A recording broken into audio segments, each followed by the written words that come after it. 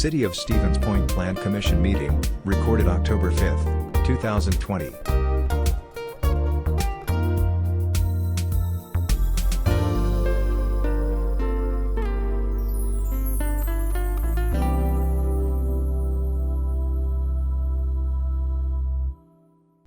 And I've got 6 o'clock. So 6 o'clock, I will call the regular City Plan Commission meeting to order. Director Konoski, could you please call the roll? Weeza. Here. Kneebone. Here. Arnson. Here. Cooper. Here. Haynes. Here. Hoppy. He is excused. Excused. And Rice. Here. Mr. Mayor, we are 6-1. 6-1, we have a quorum, so we will continue. Item number 2 is the report of the September 8th, 2020 meeting of the Plan Commission. The minutes were included in your packet. Commissioners, thoughts, comments, or a motion to accept those minutes and actions? This is Cooper. I would approve those minutes as presented. Thank you. Do we have a second? I'd second it. That's Arnson. Correct. Seconded by Arnson. Any discussion? Hearing none. All those in favor signify by saying aye. Aye. Aye. Any opposed? That is approved. I'll ask commissioners that when you are speaking, because now that director is sharing his screen, I can't see most of you. So please state your name before you speak, just so everybody knows who it is, those of us who can't tell whose voice is what. Can you see the entire screen just for my own? I see the current slide and the next slide. Ooh, okay. Notes. Hold on. I will fix this. So it's kind of like reading the next chapter of the book before getting there. How's that?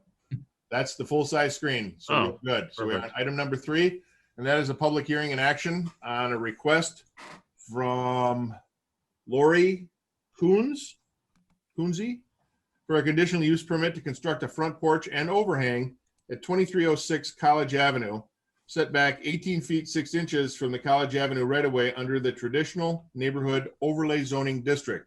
Before we open the public hearing, Director, give us some background, please. I will actually ask Mr. Kuhn to take this one. Okay, Adam? All right, thank you, Mr. Mayor. So, yeah, as the mayor mentioned earlier, the applicant is requesting to construct a 131 square foot front porch and overhang at 2306 College Avenue. Now, we did discuss a similar proposal, I'd say back in June or July, discussing similar thing about adding a porch onto their existing front home. So the setback requirement that we discussed earlier has a required setback of 25 feet within the R3 zoning district. Now with the proposed porch, it would interfere with that setback requirement about 3 to 4 feet. Thus, the applicant is requesting to utilize these traditional neighborhood overlay district setback standards, which states that for the front yard setback, it can be not closer than 12 feet from the street right away. As mentioned earlier, the proposed setback is going to fall about 18 feet and 6 inches from the College Avenue right of way, thus meeting the 12-foot setback mentioned earlier. Now to give a little findings on the application itself, as I mentioned before, the traditional neighborhood overlay district allows for a front yard setback of 12 feet, and the applicant would be required to obtain the proper building permits before the starting of construction. Now, as I mentioned earlier, this use is allowed by the conditional use permit, and these front porches are pretty similar in nature to a lot of residential homes that you see here in the city, where it creates more vibrancy and sense of community along the sidewalks, along the right-of-ways in general. And lastly, that the regulations of the R3 zoning district are met for the side yard setback and all other applicable zoning code requirements. So here are some findings of the proposed front porch addition. You can see here the dimensions on the left hand of your screen showing the length, width, and approximate height of the front porch addition and overhang. And then secondly, an aerial view showing a rough idea of how far the front porch and overhang will extend out relative to the placement of the existing house. With that, staff recommends constructing the front porch with the following conditions that you see on your screen. The applicant meeting and obtaining all applicable building permits, and staff can make minor modifications to that. with that, I'll take questions.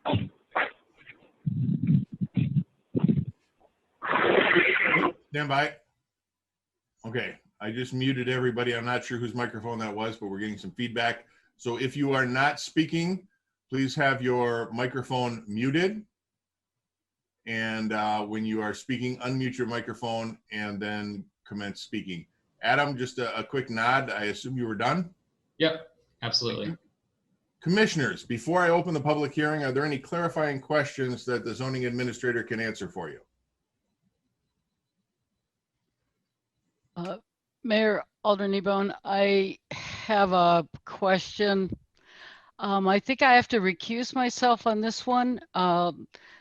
Lori is a friend of mine. Her mom is my immediate next door neighbor, and there might be a perceived conflict of interest. So I think I should recuse myself on a vote on this one. So Alderperson, I can appreciate the relationship and I will defer to the city attorney, but I would recommend that you do not recuse yourself simply because you know the applicant. You are allowed to recuse yourself and should recuse yourself if you or your immediate family members would gain financially from that. A friendship or an acquaintanceship of that doesn't meet that legal threshold, I believe, and your obligation as a commissioner would take precedent. But I would defer to the city attorney if he has any counter advice or advice in general. I actually do get paid to snow blow her mom's driveway, so there could be a perception that it might be a financial benefit should I vote one way or another. But yes, I would defer as well to the city attorney, and whatever his advice is, I will follow that. Sure. Logan, can we provide some advice? And in the future, any alder or commissioner, please contact the city attorney prior to the meeting if you have questions about this. I don't think what Commissioner Nebone described would rise to the level of an impermissible conflict of interest. However, there's certainly nothing preventing her from recusing herself from this vote if she would like to do so in order to avoid any appearance of conflict of interest. But I don't think it would legally that it would rise to the level of any sort of impermissible action were she to do otherwise. Okay, so Alder, you don't have to give a decision now. We're going to open the public hearing and then we'll bring it back for discussion. If at that time you choose to recuse yourself based on the perception of a potential conflict of interest, that's okay. But as the attorney said, there is no legal requirement. It doesn't look like it would rise to that level just because you snow blow for her mother. That's not directly related to this. And my guess is, since you're already doing it, the snow blowing job wouldn't hinge on whether or not this porch gets built in a different part of town. Regardless, any questions from the commissioners relating to the project before I open up the public hearing? Seeing none, nothing in the chat room, I will now declare the public hearing open. Anyone wishing to offer testimony on this request, please unmute yourself, state your name for the record, and provide that testimony. Public hearing remains open.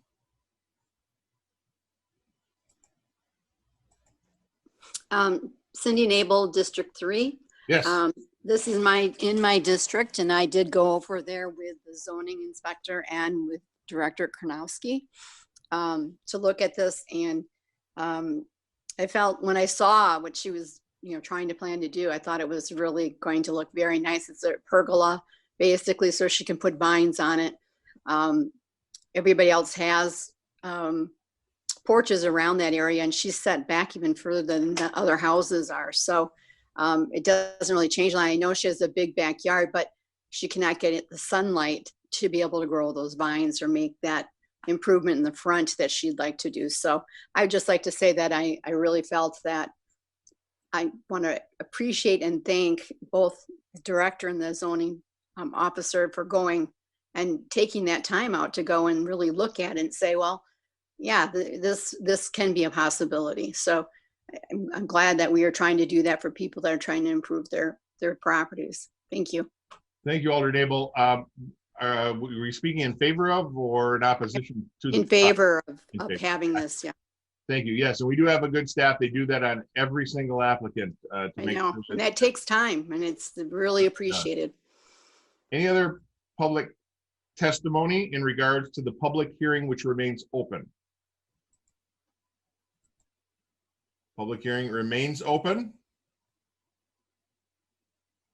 For the last time, the public hearing remains open.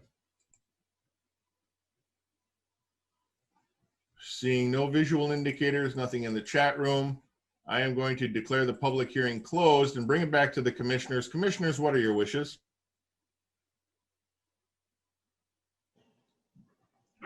This is Cooper. I would move approval of the request as presented. With staff recommendations? Yes. Thank you. Do we have a second? Haynes will second. Haynes is going to second. At this point, Alder Kneebone, do you have a decision on whether or not you're going to vote? I think since the attorney doesn't feel that it will be an issue, I think that it would be an asset to the neighborhood and it probably improves the value of the home. So I would be in support. So I will vote. Thank you. And I believe that's 100% appropriate. Thank you.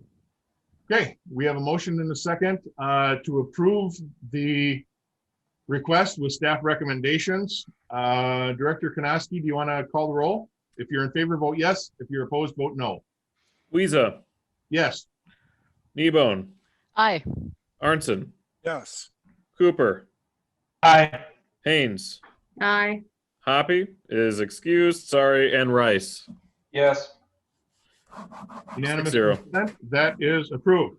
Item number 4 is a public hearing and subsequent action on a request from Greg Goki on behalf of Opera House LLC for a conditional use permit to operate an outdoor beer garden at the premise of 1116, 1124, and 1128 Main Street, formerly known as the Fox Theater. Director, give us an overview, please. Mr. Kuhn, please take it away. I'm sorry.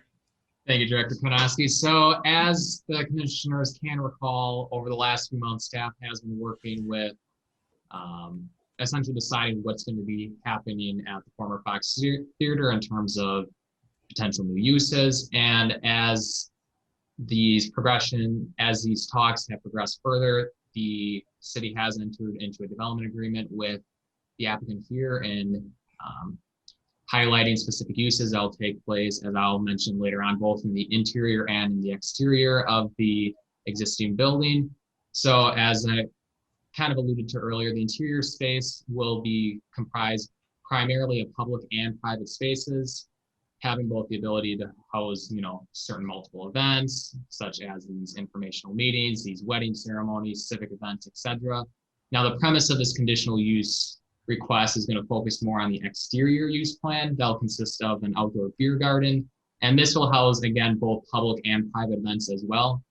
Now, the applicant has discussed, along with staff and in the proposal itself, several buffering techniques that will take place on the site, such as installing fencing and landscaping around the perimeter of the property to help hone in the proposed uses on the exterior of the building itself. And then, like I said, the exterior use plan is a conditional use within the B3 Central Business District, thus requiring the review by the Plan Commissioners.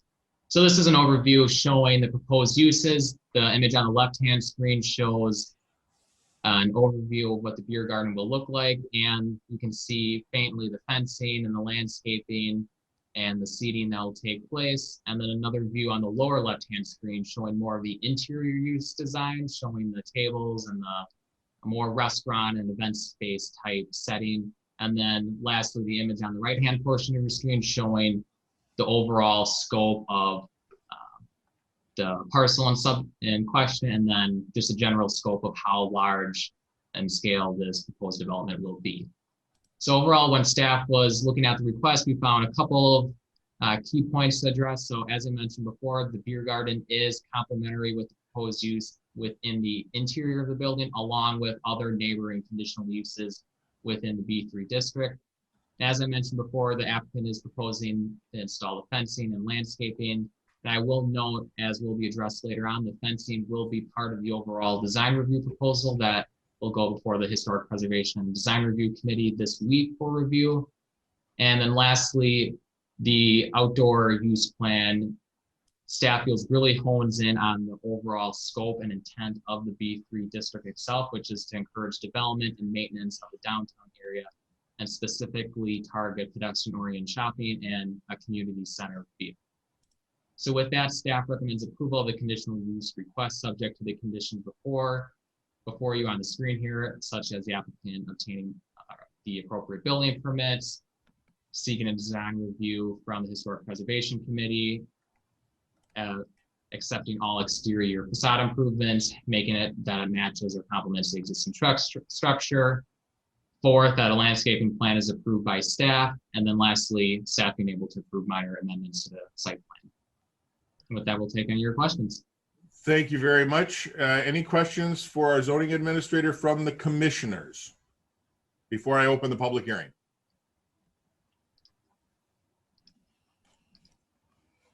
Don't see anything. So at this point, I will declare the public hearing open.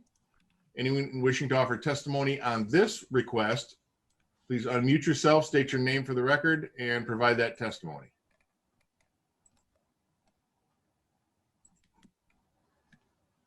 Public hearing remains open.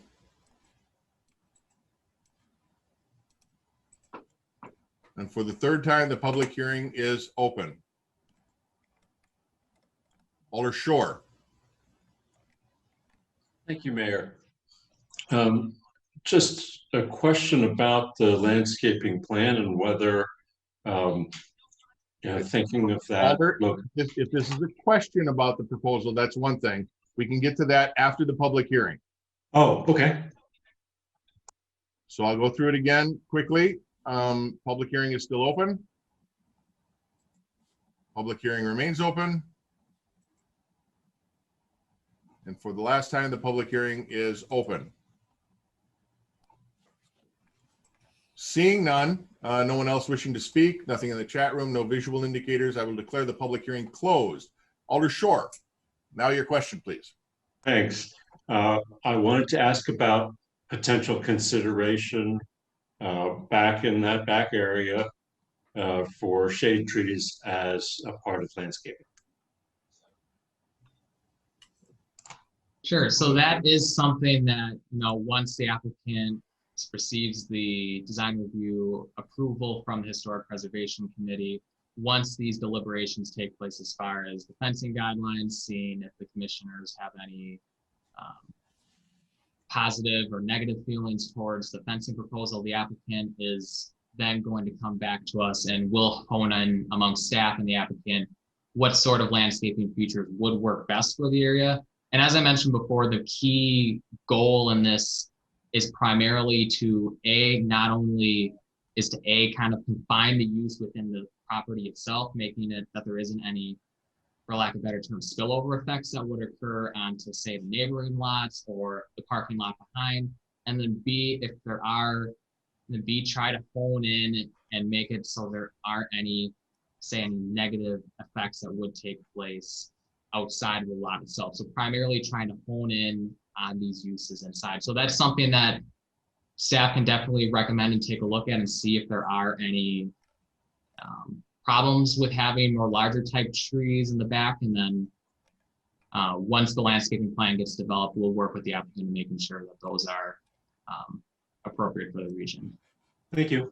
Alder Shore, we can, we'll definitely include that as part of the landscaping package. I generally agree having some shade trees in this area is definitely an important step, especially because of the impervious surfaces that are on the east and west sides and the north side of the property. So we'll definitely include that as part of it.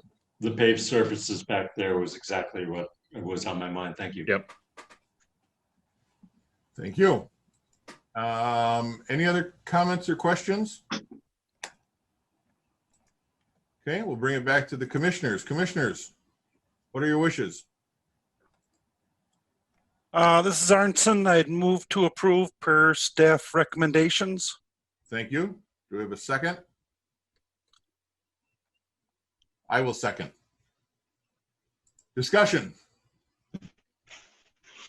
Hearing none, Director Karnowski, would you please call the roll? If you're in favor, vote yes. If you're opposed, vote no. Weeza, Yes. Kneebone, Yes. Arnson, Yes. Cooper. Is that an aye? That's an aye. Thank you. Haynes. Yes. Rice. Yes. 6-0. 6-0, unanimous consent. That request is approved. Item number 5 is a presentation by Todd Kukan, the Executive Director of the Portage County Business Council, regarding their role and continued role in economic development. So Director Karnowski, I believe Mr. Kukan has a presentation to share. Is that correct, Todd? Nope. You I'm don't? just going to chat. Fair enough. So, yep, if you can't see Director Kukan, you can go in the upper right-hand corner when you find his picture, and you can click pin, and then you'll have a life-size Todd Kukan. Don't do that. I wouldn't recommend that. Todd, the floor is yours. All right, I plan to get over in time for the start of the Packer game, so just bear with me a little bit here. First of all, I appreciate the mayor and all of you allowing me to give a few minutes to present on the Portage County Business Council and all that we do in relationship to economic development. And the one thing I've learned about that term economic development, it's a very, very broad term, has lots of meaning, has different meaning to different people. But essentially, we're trying to grow the community and grow our economy as all of you are in terms of the Plan Commission. If you look at the agenda tonight and all the different topics that are on there, those are examples of economic development. Just about anything we do in the business world or in our community for that matter, really relates to economic development. And we think we touch on, if not all those, certainly most of those. Every year we start at zero in terms of our budget. Every year we have to talk to our members, we talk to our sponsors, our funders like the city, and everybody gets a chance to review our support. Every year we have to prove the value that we add. So it's something we take very seriously, and obviously that's critical for our support. Our support from the city and county are currently the only two where we have contracts with, and we do have contracts with both the city and the county. I think this year or last year was the first year of that contract, and Mike and Ryan and I talk occasionally. With the crisis we've been in that situation, it's been a little clunkier than we would have liked it, but we certainly keep in touch in regards to that. And any questions that city council members have, I've certainly been more than willing to answer those and sit down and talk and kind of let you know what we do. Sometimes I know that we call ourselves a PCBC. So sometimes the PCBC maybe is viewed as the 400 or 800 pound gorilla, whatever the weight is, because it seems that we focus a lot on big businesses, big box stores, and we're trying to decimate the small business community. And I think all of you on this call know that that's not really the case, especially since over 83% of the businesses in Portage County are 19 or fewer employees. So it would be foolhardy of us to focus on one particular size of business or one particular sector of business. So we support all businesses in a variety of ways. And for example, let me just talk about the small business, the entrepreneurs, and how I'm involved, how we're involved with that. And it's primarily my role, just so you know, in our organization to work on economic development, but I get support from a lot of folks. But I team teach first steps to developing a business with the Small Business Development Center and SCORE in terms of helping entrepreneurs, so a lot in the area of education. We co-host the Small Business Development Center Business Education Series. We have one actually coming up next week, I think it is. Using your business plan to run your business, so we team up with them. We host our own business exchanges every month on a Wednesday morning. The next one coming up, Brian Fermello is going to do one on employment law. We have a variety of topics. We have different businesses that help educate. We've been a leader in the Hatch series, the opportunities where people can pitch their business and get some initial funding for that. So we've been very connected with that.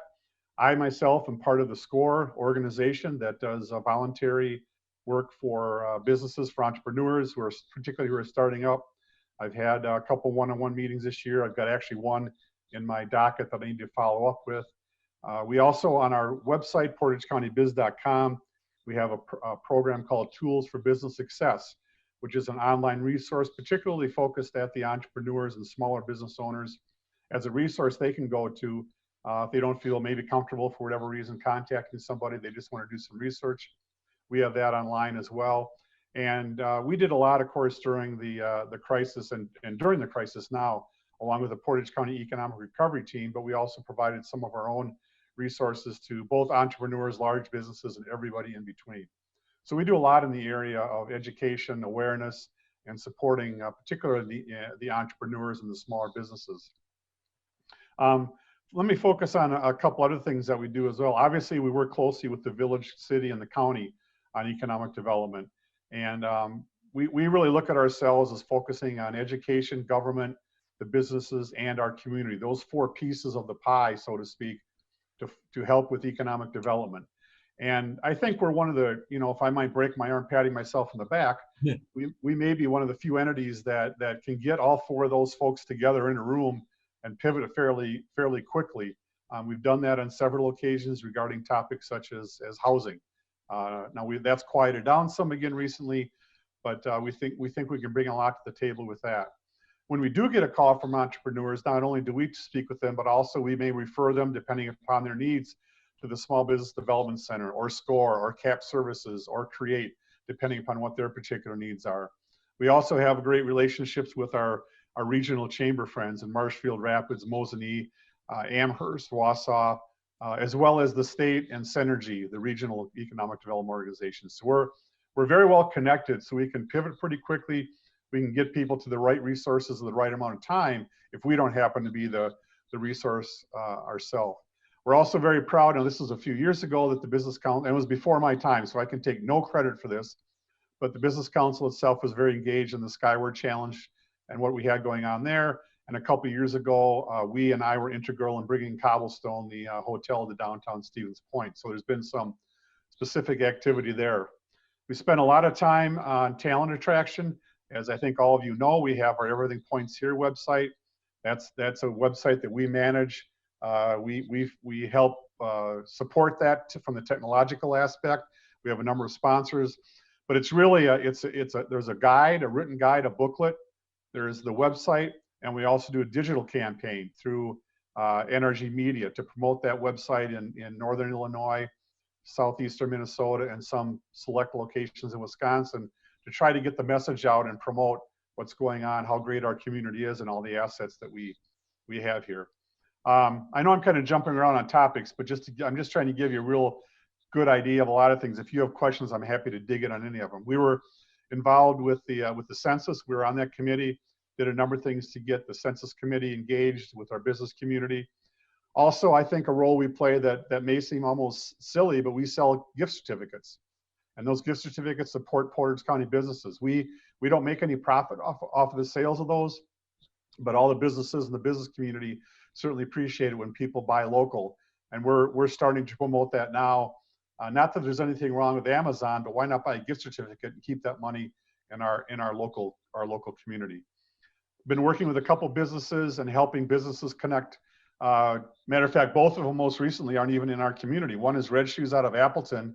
That's a member of ours, but they want to get more engaged in our community. So I've done some introductions for them to meet with different business people in our community, as well as Wind Supply, a manufacturer on the edge of Wisconsin Rapids. They're very interested in the trades and getting connected with the technical college, high schools, and other businesses there as well. We've done a lot in the area of rural broadband support. We've helped Amherst Telephone Company. Now that doesn't help the city necessarily, but it certainly helps our community, which is important for our city, in terms of writing letters of support for them to do some broadband projects. That's so critical, more so in our rural areas than it is in the city, but we've done a lot of that. I sit on a committee with some folks in the transportation area. That's obviously important for our employees, as well as I started a group talking about childcare and working with United Way and some other business folks in the area, because those are certainly challenges for employees as we look at going back to work. We were very engaged in the school district referendum a couple of years ago. Typically, we focus more on education and awareness. We aren't a heavy lobbying group. We do not endorse candidates, but in the case of the school district, we felt it was such an important issue for our community, for economic development, for our city, that we jumped on board and supported that and helped promote that as well. I started a small group talking about around the topic of uncomfortable conversations, which is basically diversity, equity, and inclusivity. We've done some work. There's so much work we need to do in that area, so we're having some conversations with some leaders in our community related to that. I've been on United Way and school district calls throughout this crisis to relay information from the business community to those stakeholders, as well as from those stakeholders back to the business community. Very involved in leadership. We have 4 different leadership programs that we work on. Leadership Portage County. We have a high school leadership program. We have our Live to Lead, our annual event, which actually is happening this Friday. And we also do Lead Transform, which are small group masterminds.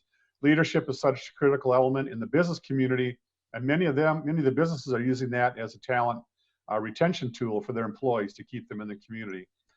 The last thing I'll rattle on about is and everybody stop clapping, Mike. But the last thing I'll talk about is Ignite Young Professionals. That's a group of young professionals, imagine that. But we're very engaged with our young professional community, again, in terms of talent attraction, talent retention, getting them engaged in community activities, getting them engaged in meeting with our leaders, and just generally, again, the talent retention and attraction arena as well. So I'm running out of breath, even though the Packer game doesn't start for another hour and 15 minutes or so, but I'm happy to answer any questions. There's no vote or anything that needs to happen, but I appreciate the chance to kind of chat with you all this afternoon, this evening, whatever time it is. Todd, I think you're overworked. Yeah, no, I don't know about that. Got a great staff and a great community. You certainly do. So any questions from the commissioners regarding the Portage County Business Council or anything that the director might be able to help you with?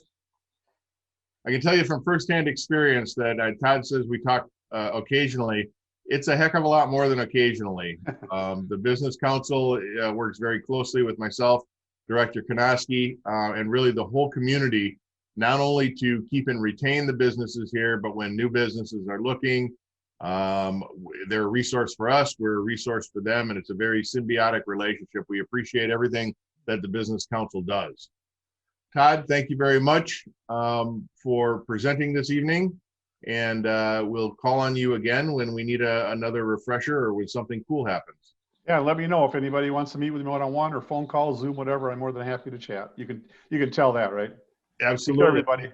Just a fair warning for everybody else: if he challenges you to a beanbag cornhole competition, don't. He's a hustler. I'm a hustler. That's right. He's a hustler. All right. Take care, everybody. Thanks much. Thanks, Todd. Yep. Bye-bye. Let's see. Item number 6 is a request from Friends of Emerson Park for a sign variance to construct a temporary freestanding sign that exceeds the maximum size and height requirements at 1401 East Avenue. This request should stand as proof that even the city follows its own rules. I think everyone is supportive of this. They're looking for a temporary sign, I believe it's 4x8, put up in the park just to kind of show the progress of the fundraising and kind of what we're going to do, hope to do with the park. And our sign ordinance, because it's zoned residential, only allows a very small sign. And I believe that our zoning administrator is going to tell us about that. Adam? Thank you, Mayor. So as the mayor just alluded to, sign requirements in the residential districts are a little bit more stringent than what they typically are allowed in, say, any commercial or industrial uses.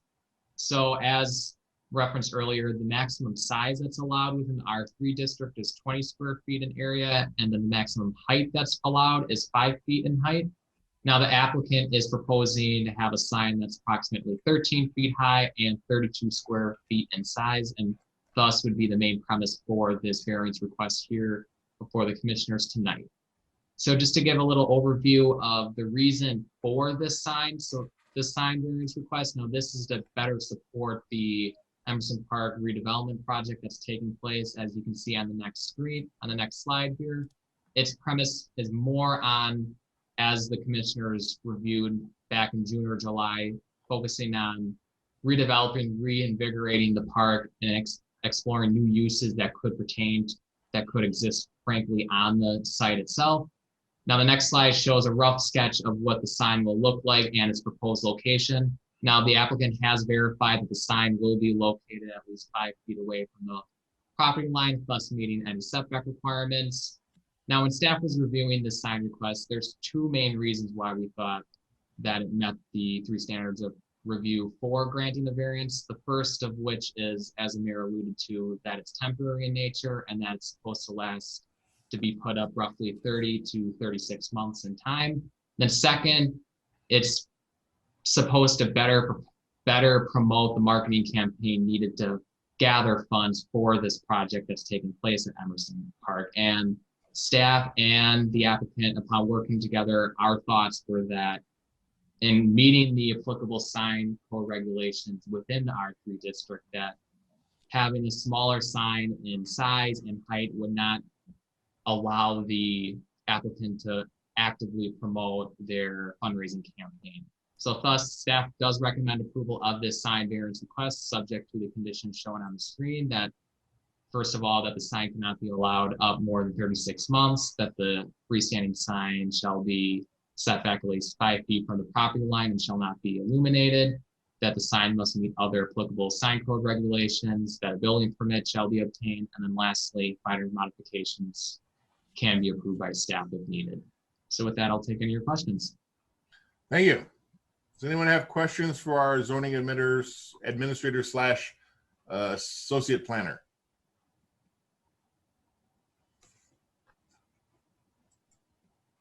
Okay, I don't see anything. This is a great project. I appreciate the fact that we're getting private citizens to come together and raise money. There's a lot of support for this. And those people are putting their money where their mouth is and supporting this project. So I love seeing that happen. I wish we could do that on more projects. And I am going to move approval of the sign variance for 1401 East Avenue. Do we have a second? I'll second, Mayor. Alder Kneebone. Alder Kneebone seconds. Any discussion?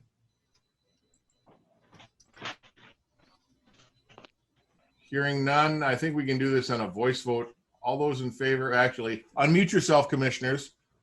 And all those in favor, please signify by saying aye. Aye. Aye. Are there any opposed? Seeing none opposed, that is unanimous consent. The variance is approved.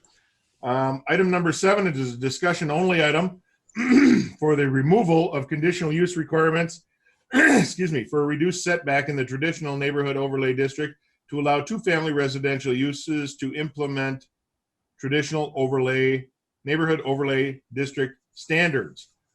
Director, you want to refresh us once again on this discussion item? Absolutely. During the last Plan Commission meeting, we had a conversation on whether or not the Plan Commission was interested in essentially removing the conditional use requirements of implementing the traditional neighborhood development overlay district. At that meeting, the commission expressed unanimous, not consent, but this idea that yes, we are okay with doing this, and directed your city staff to begin the policy review. So within the packet tonight is pretty much the red line in what we're looking at. I'm going to go through it. There is no action needed tonight, but again, if there's this consensus that yes, this is what we want to do, what the staff will do then is we'll issue the public hearing notice at the November meeting. We'll have a public hearing. It would be then implemented the day after it's published in the paper after the council has approved it. So there's no formal action needed to be taken tonight, just another overview. So if you look on page 43 of your agenda packet, that's really where the proposed amendment starts.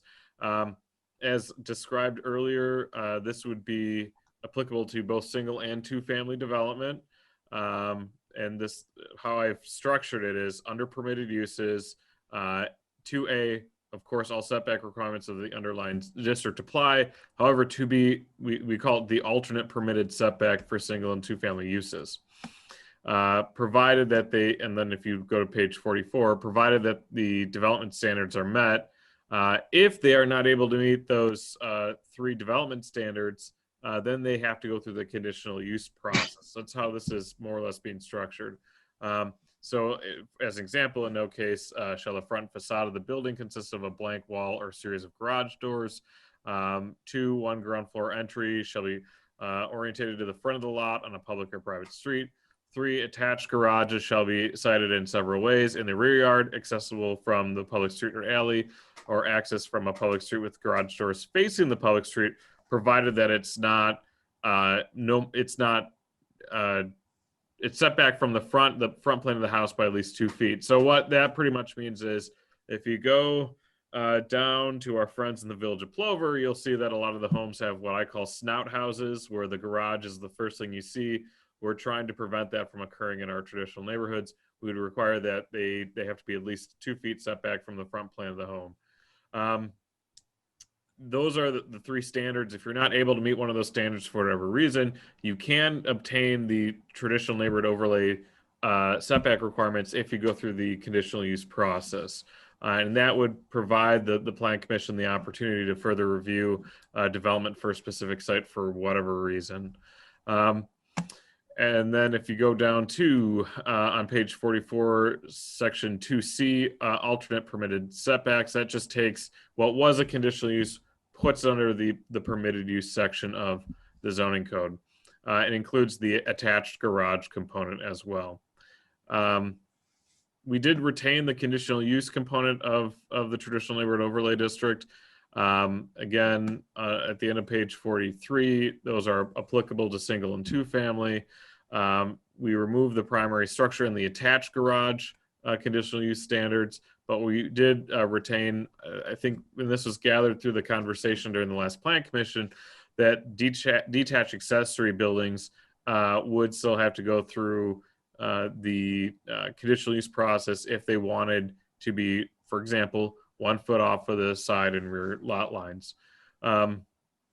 In some conversations with some alders, there has been an ask that the accessory building detached be struck and that actually be specifically called out as detached garage.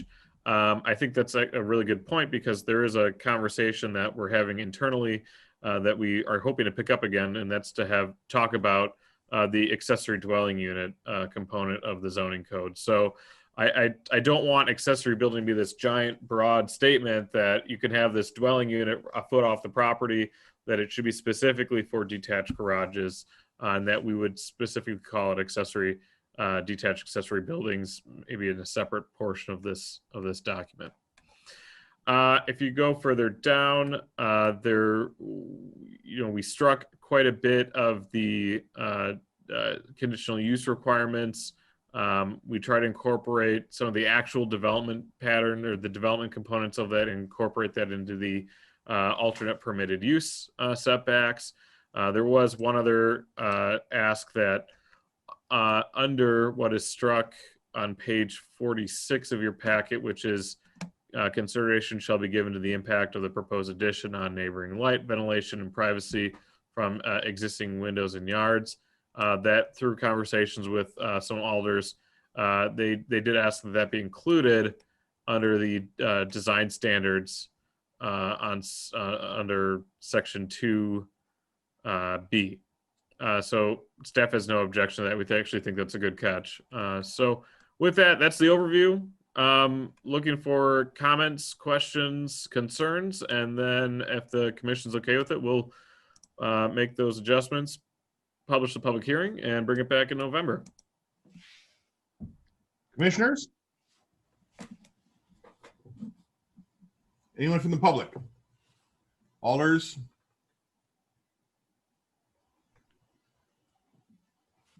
Okay, Director Karnowski, it sounds like you got the green light to move ahead.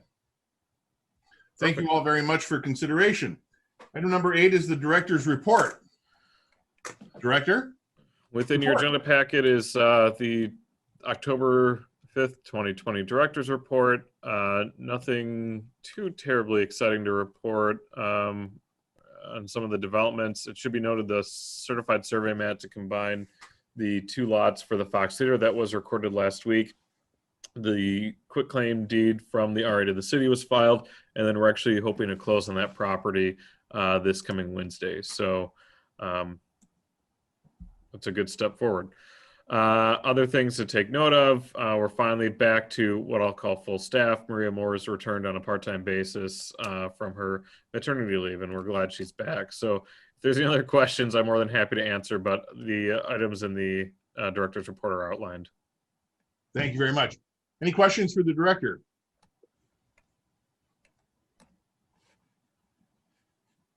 Okay, seeing none, thank you very much for attending tonight. Our agenda is exhausted and we are adjourned at, we'll call it 6:44.